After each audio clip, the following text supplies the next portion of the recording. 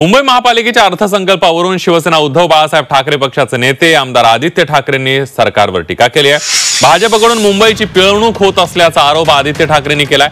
आजच्या अर्थसंकल्पात झोपडपट्टीतील व्यावसायिक गाळ्यांवर दुकानांवर मालमत्ता कर लावत आहेत, त्यानंतर प्रत्येक झोपडपट्टीवर कर लावतील। हा अदानी कर असल्याचे त्यांनी म्हटलंय। आगामी काळात रस्त्यावर उतरून आंदोलन करणार असल्याचा इशाराही आदित्य ठाकरेंनी दिलाय।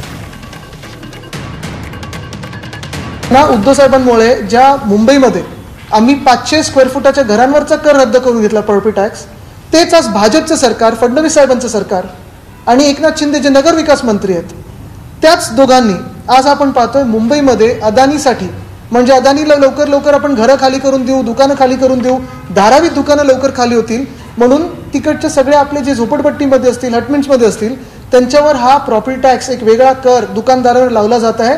आत्ताच्या काळाला हा दुकानावर लावला जात आहे। काही दिवसांमध्ये हे जर आपण मान्य केलं दुकानांवरचा कर, तर हाच कर प्रत्येक झोपडपट्टीवर लावला जाईल, प्रत्येक घरावर लावला जाईल। राज्य सरकारने सांगितलं की जे देवनार डम्पिंग ग्राउंड अनियमितपणे अदानीने ढापलेलं आहे, तेच देवनार डम्पिंग ग्राउंड मुंबई महानगरपालिकेने घ्यायचं, 2.5 ते 3 हजार कोटी मुंबईकरांचा खर्च करायचा आणि पुन्हा एकदा अदानीला स्वच्छ करून द्यायचं।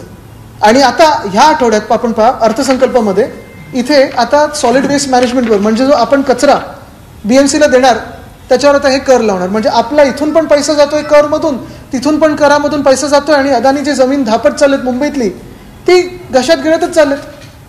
हे जर थांबलं नाही तर आम्ही सगळे आता रस्त्यावर उतरू, कारण मुंबईकरांना रस्त्यावर उतरल्याशिवाय आता पर्याय नाही।